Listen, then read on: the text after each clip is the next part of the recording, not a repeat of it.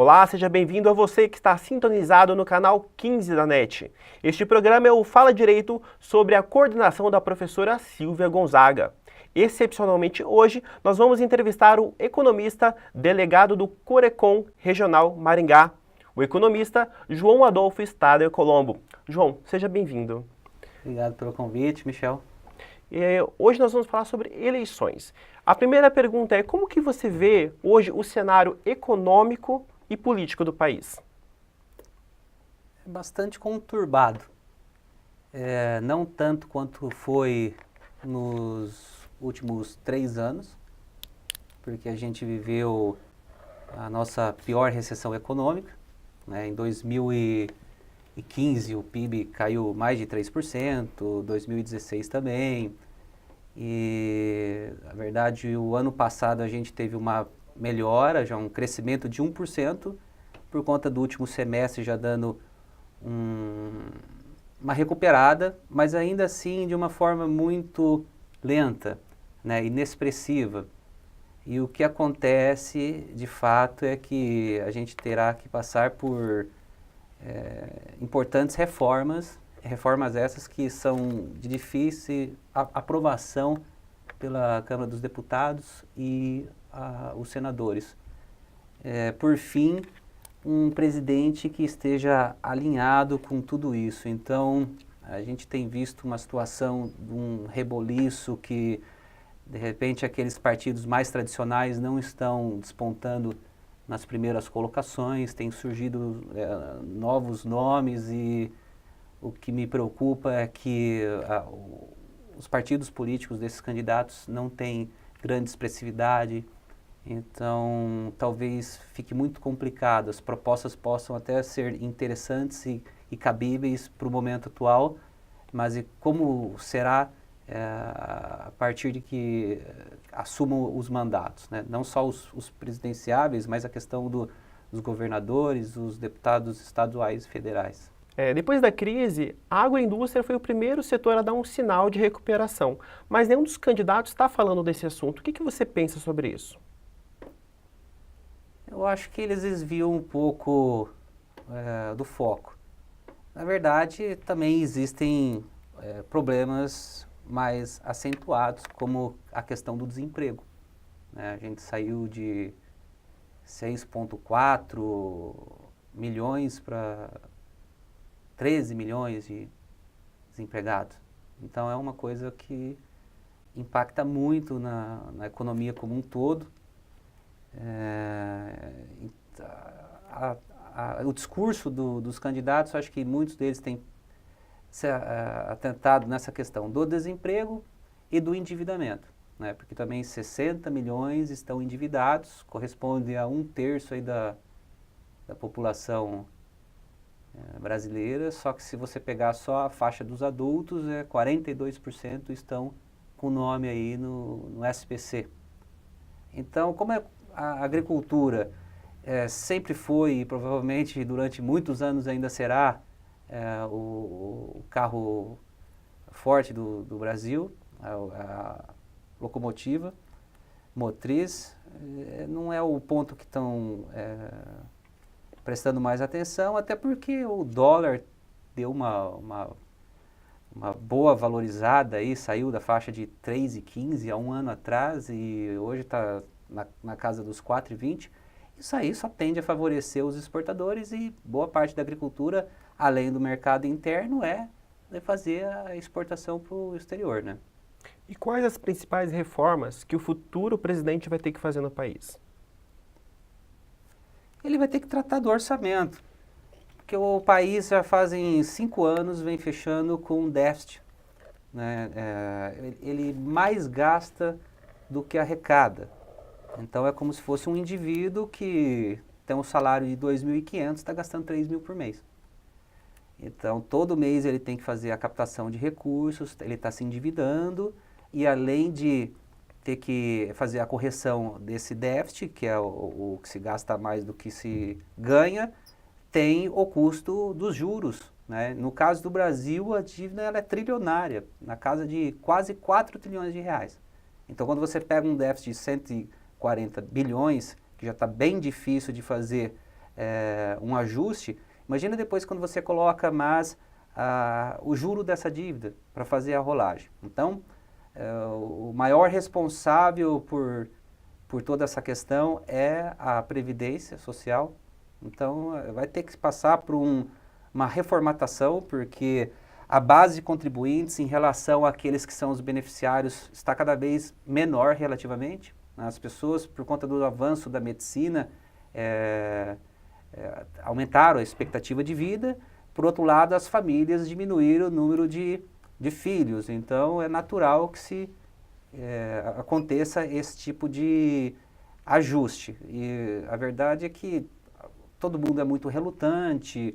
Quando você tenta aprovar alguma coisa, vem alguma categoria e fala, não pode entrar os professores, porque como o professor vai dar aula até os 70 anos de idade, dentro de uma sala de aula de pé?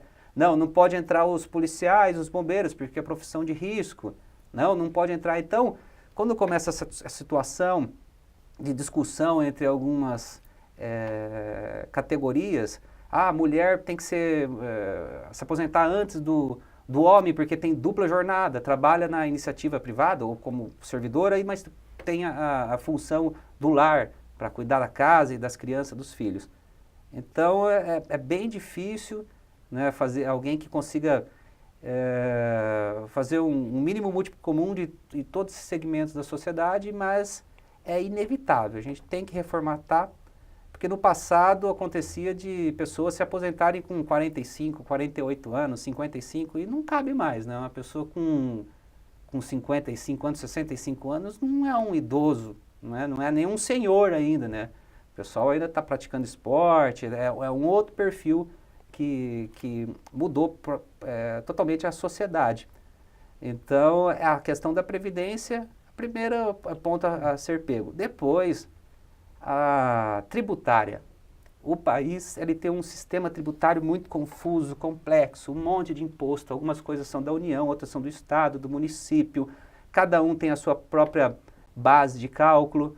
Então, era importante que fizesse uma simplificação e também desburocratizar a sistemática dos negócios. Para você abrir uma empresa, né, são tantas repartições públicas para você ir lá bater chancela e conseguir o protocolo e a autorização e a licença, tentar fazer alguma coisa que fomentasse a economia e o empreendedorismo no país novamente, porque não teremos outra solução também para o Estado na questão da arrecadação se a gente não retomar a atividade econômica, elevando assim a arrecadação perante os gastos que vêm numa crescente. Independente de terem feito lá a PEC, que faz o controle dos gastos, aí já ajuda um pouco, mas é bom ter todo esse cuidado.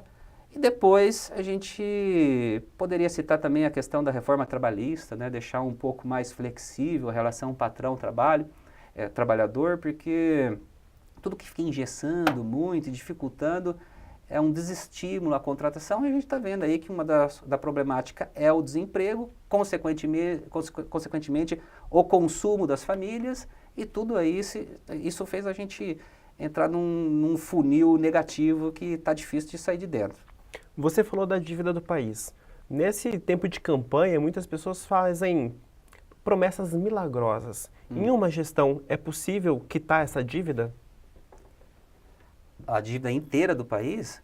Não, Impossível, na verdade né? É o seguinte, a tática dos economistas é tentar pelo menos pagar os juros da dívida, né? Então vamos imaginar que eu tenho uma dívida de 4 trilhões e que juros que fosse a 10%, isso aí daria 400 bilhões anuais. Você tem que fazer um superávit, que é a arrecadação menos as despesas do governo, que entra tudo, saúde, educação, segurança, etc., a folha de pagamento, fazer sobrar um tanto suficiente para pelo menos pagar os juros. E você vai fazendo a rolagem da dívida de forma que o montante nominal dela não aumente. E, em contrapartida, o PIB, que é a soma total da produção de bens e serviços da economia, ela vem numa crescente. Porque se o PIB vai crescendo e você mantém a dívida estagnada no valor dela, o peso relativo vai diminuindo. Então, de repente, hoje está em 90%, mas depois vai caindo para 85%, cai para 80%, porque é ilógico, é inocência achar que um dia vai existir um país que não tenha dívida, um indivíduo que não tenha dívida. Todo mundo tem dívida, né, Michel? Eu tenho a dívida do carro, a dívida do apartamento financiado. Se você for no Japão, a dívida é 2 vezes o PIB. Se for nos Estados Unidos, eles são campeão de dívida mundial. E essa é uma outra problemática, inclusive, que está acontecendo uma briga, uma guerra mundial dos endividados. Os Estados Unidos, como eles desoneraram os impostos nas empresas para fomentar a economia por lá, diminuiu a arrecadação, né? Por mais que elevou a atividade econômica e aumentou a base de cálculo, as alíquotas sendo menores, o resultado final não foi aquele esperado, que ainda assim elevaria. Ou ficou igual ou até caiu. E com os gastos crescentes, a dívida deles também está aumentando e aumentando. Como é que eles estão fazendo? Estão aumentando os juros lá para levar o capital do mundo, todo mundo para lá financiar eles. Quando saem os dólares daqui do Brasil, acontece aquela pressão no mercado cambial, e é por isso que saiu em questão de um ano de 3,10, 3,20 para 4,20. Então, além de todos os problemas internos, a gente tem que estar ciente que tem toda uma sistemática, uma problemática, uma conjuntura econômica internacional que não vai ser favorável daqui para frente. Então, é bom que essas pessoas que vão nos representar aí no Executivo e Legislativo estejam bem conscientes daquilo que vão defender, porque não é da base do grito, não é da base da loucura. Tem que realmente colocar na ponta do lápis, ver a matemática, fechar essa conta e tentar ter um planejamento de médio a longo prazo aí, porque no curto prazo vai ser bem complicado. Ou seja, não é simples assim, né? Nós temos uma pergunta da rua para você. Olá, meu nome é Mislane. Gostaria de saber quais são os possíveis obstáculos que a economia brasileira irá enfrentar depois da eleição. Bom, os obstáculos, a dificuldade em se aprovar as reformas. Reformas essas para fazer ajustes nos orçamentos, né? Da parte da Previdência, toda a parte fiscal, o controle de gastos, né? Vamos ver se vai existir algum tipo de corte nos benefícios e privilégios, porque o pessoal lá decide por conta própria qual que vai ser o aumento do salário, ninguém está levando a sério, parece que estão achando que é brincadeira, né? Então, ninguém quer que o país chegue numa situação como aconteceu com a Grécia, ou mais recentemente, com a nossa vizinha Argentina, né? Veja bem, lá a taxa de juros está batendo 60%. O peso caiu, acho que em questão de uma semana, 15%. O que está acontecendo lá? A inflação está voltando, né? Uma grande emissão de moeda na base monetária, aquele descontrole todo, uma situação que a gente vivenciou lá nos anos 90 com o FMI, Banco Mundial vindo socorrer.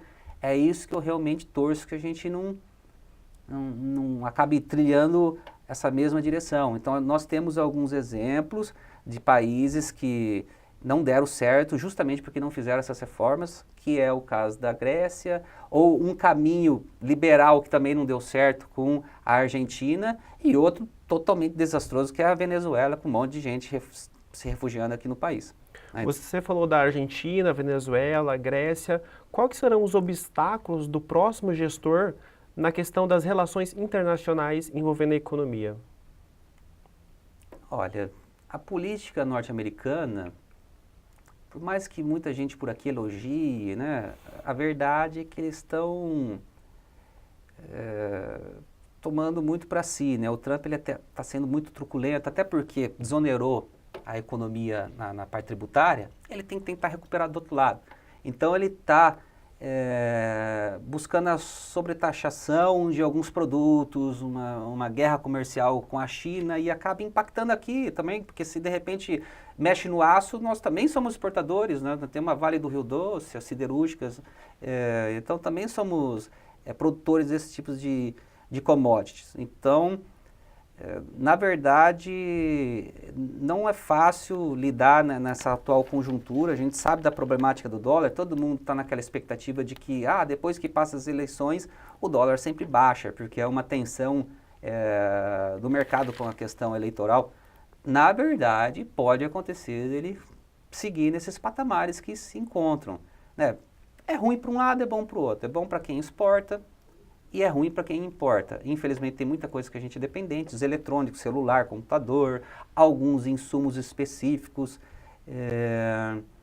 Mas as coisas teriam que se ajustar. Na verdade, a nossa balança comercial ela é até superavitária, a gente tem mais exportado do que importado. Enfim, eu acho que vai ser uma faca de dois gumes, na verdade. Tanto a problemática interna, que talvez seja a mais preocupante realmente, porque é fazer o dever de casa, e ficar bem atento com o que está acontecendo no mundo lá fora. Nós temos mais uma pergunta. Oi, meu nome é Jade e a minha pergunta é: quais as mudanças que o futuro presidente terá que fazer na economia? Bom, as principais mudanças para a economia, que a gente já falou bastante aqui, mas vamos pontuar novamente, né? A reforma da Previdência, reforma trabalhista, simplificação da questão tributária, dos cálculos, do número de impostos, não deixar tudo centralizado na União, deixar uma maior autonomia para os municípios em decidirem no que usam e de que forma que vão gerir os recursos.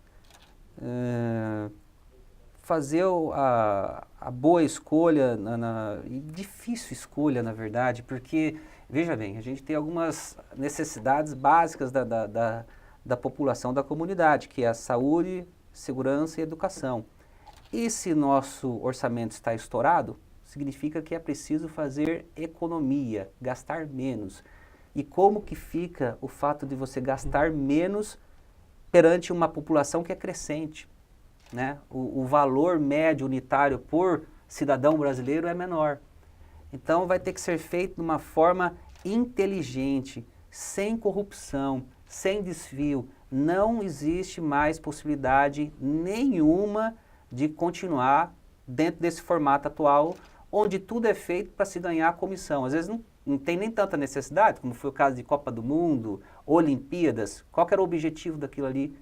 Era simplesmente de fazer a licitação com as empreiteiras, e daí elas negociavam entre si, quem quer ganhar um pedaço, outro pedaço, já combinava ali uma comissão, era 3%, dividia entre os partidos, enchia o bolso, já com um projeto de se permanecer no poder. Então é o poder pelo poder, né?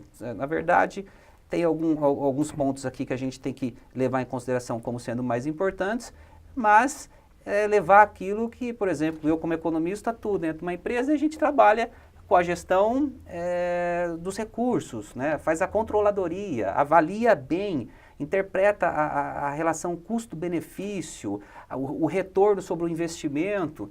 Tudo isso vai ter que ser levado em consideração. É aquela dona de casa que pega o salário e vai no mercado e pensa: quanto que eu vou comprar de feijão, de qual carne que eu pego, de frango, de boi, essa aqui vai ser só para o fim de semana, essa aqui é só para feriado, esse aqui é do dia a dia, entendeu? O governo vai ter que fazer esse tipo de coisa. O que todo brasileiro, forçosamente, em meio de uma das crises mais desastrosas que a gente já vivenciou, com o maior nível de endividamento das pessoas, um desemprego elevadíssimo, tivemos ali uma inflação que também quase perdeu o controle, uma greve aí de 11 dias dos caminhoneiros, um caos instaurado no país. Então, chegou a hora dessas pessoas que nós vamos escolher, por isso que é a responsabilidade nossa, de fazer a mesma linha, as mesmas tarefas, adotar essa ideologia do controle, da busca pela eficiência e a boa gestão dentro do setor público. Nós temos uma última pergunta. Oi, meu nome é Ana. Uma péssima gestão pode piorar a economia? João, essa é engraçada, porque parece ser óbvia, mas nós tivemos na eleição passada o Tiririca dizendo: vote no Tiririca, que pior que tá não fica, mas tem como piorar. Com certeza, né? Se a gente continuar repetindo os mesmos erros, não tem como esperar resultados diferentes. E mesmo assim, tentando mudar tudo, é possível de ainda assim agravar a situação. Não é uma condição das mais confortáveis as nossas, né? Obviamente que os governantes, se de repente a gente vem num ciclo recessivo, ele pode atenuar, agravar, e a mesma coisa quando é um ciclo positivo. Então, eu vejo assim, que os governos anteriores, eles pegaram um boom das commodities internacionais que favoreceram muito o país. E o mundo como todo vinha crescendo a altas taxas. Naquela época que a China passava de 12%, quase 14%, o crescimento mundial 5%. Naquele momento que de repente deveria ter sido feita uma outra política, preferiu-se assim abrir a carteira mesmo e liberar o crédito, né, gastar, contratar mais gente. Foi o período onde mais fez concurso e todo tipo de investimento. Vamos fazer aqui transposição de rio, não sei o que, universidade, e foi fazendo. Só que não levou em consideração com uma possível mudança de cenário. E isso sempre acontece, né? A vida é cíclica, tanto num país, numa empresa, na vida pessoal. Tem os altos e baixos. Quando veio um momento de inversão, aí a gente estava totalmente despreparado e até hoje não conseguimos resolver a situação, né? É bem difícil, mas eu acho que era importante a gente tentar focar uma linha e seguir aquilo ali. Quer ver só como que a gente muda muito de opinião?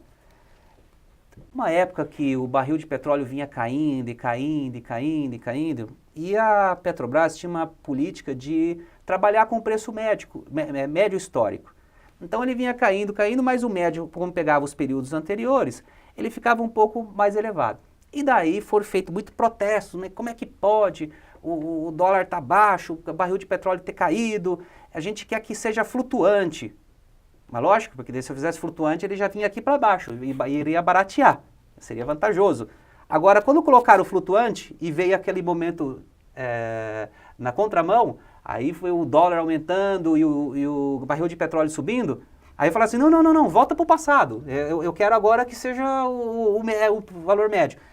Então, essa é a dificuldade. Na verdade, tem hora que algum tipo de política é boa, né, é oportuna, quando o dinheiro está um pouco mais abundante. Então, vamos fazer as políticas sociais, como foi feito, né, Bolsa Família, a ampliação do seguro-desemprego, vários benefícios nesse sentido foram feitos naquele tempo. Mas hoje, infelizmente, a realidade é diferente e a gente tem que, infelizmente, pagar esse pato aí, né? Vamos se ajustar, porque acho que o primeiro ponto para tudo, né, pode ser dentro de casa, na família, pode ser o orçamento de uma empresa e para o país, é conseguir ter as contas no azul.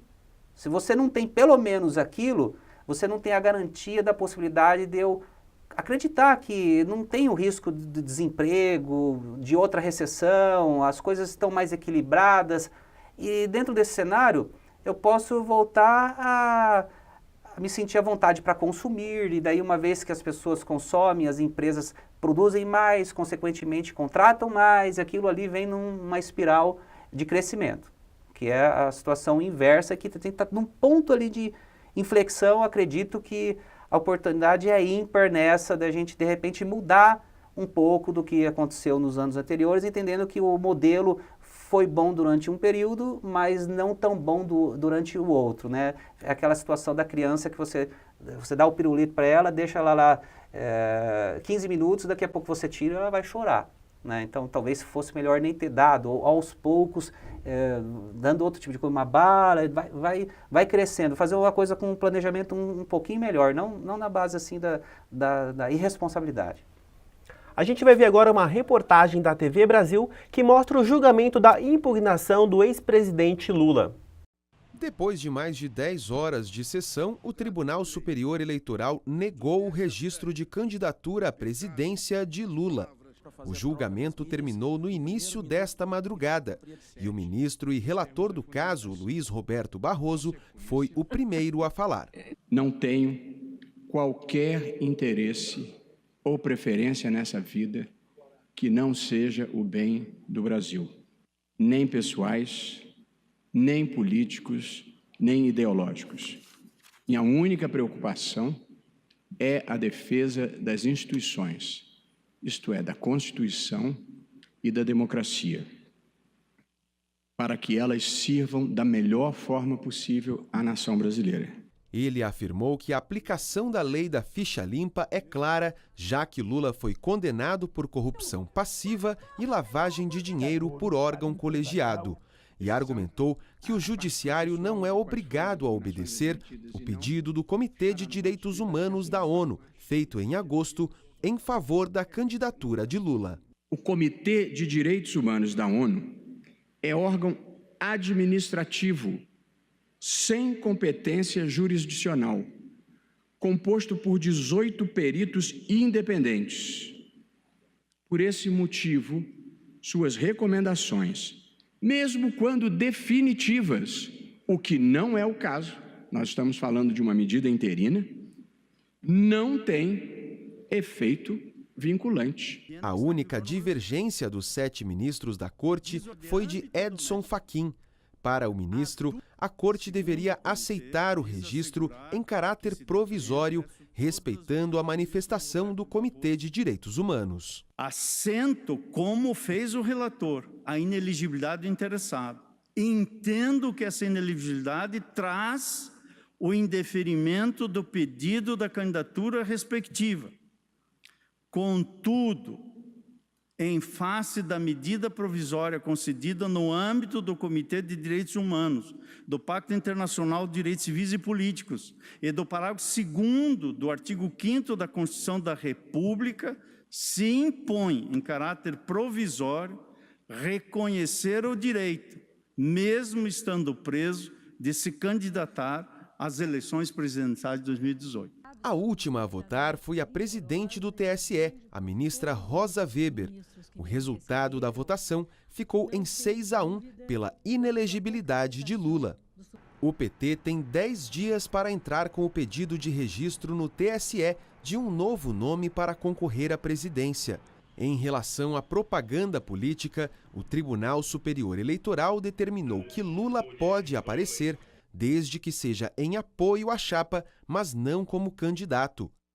Em nota, o PT, Partido dos Trabalhadores, disseram que vão usar todos os recursos para reverter o caso. João, todo esse trâmite tem um custo para a economia. Como é que você vê isso? Eu vejo isso no mercado de câmbio, né? Diariamente. O câmbio ele fica pressionado para valorizar ainda mais do que essa tendência crescente para o dólar.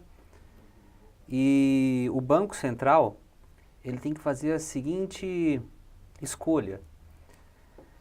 Se eu deixar isso a Deus dará, de repente vai impactar na inflação, e quando a inflação se eleva, eu tenho que fazer a contrapartida com a taxa básica da economia, que é a Selic, elevar também. Se eu aumento a taxa básica, eu aumento o custo em juros da minha dívida lá trilionária. Então vai ter um custo. Espera lá, então eu vou conter o dólar. Como? Ele faz operações com o swap cambial, que é a venda de dólar futuro no objetivo de tentar pressionar na contramão o dólar para baixo. Tem um custo também, porque no frigir dos ovos é como se eu estivesse comprando o dólar por 4,20 para vender ele por 4,10. Né? Então, esse spread, essa diferença é um custo do Banco Central também. E em situações um pouco mais críticas, ele pode fazer o chamado leilão de linha, que é vender papel moeda mesmo. Assim, ó, pum. Ele tem 390 bilhões em reservas internacionais. Puxa, mas então o Brasil está seguro com as reservas internacionais?